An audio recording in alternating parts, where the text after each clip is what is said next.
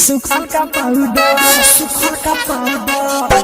DJ Vikas Riga Sitamarhi. सुखल का powder, सुखल का पाउडर, सुखल का। घाम बाटे तेज पड़े मुहावा पर लाइट, ऊपर से पहले बारू जीन्स इतना टाइट। हाँ घाम बाटे तेज पड़े मुहावा पर लाइट, ऊपर से पहले बारू जीन्स इतना टाइट।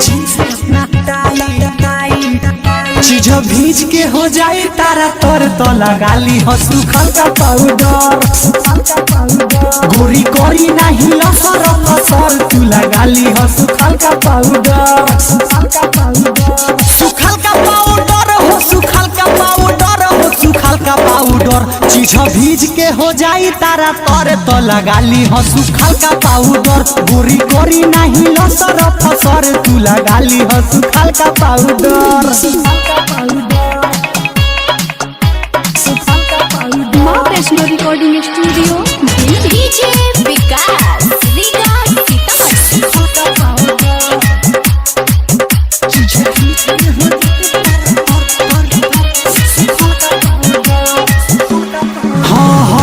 गर्मी के मौसम बाटे राखो बचा के, मोह के नु लागी भीतर ओजिया के।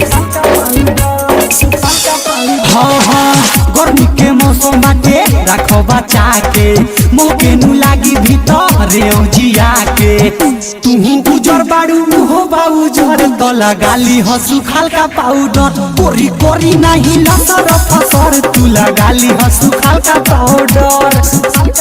डीजे विकास रीगा सीतामढ़ी। माँ वैष्णो रिकॉर्डिंग स्टूडियो दिल्ली।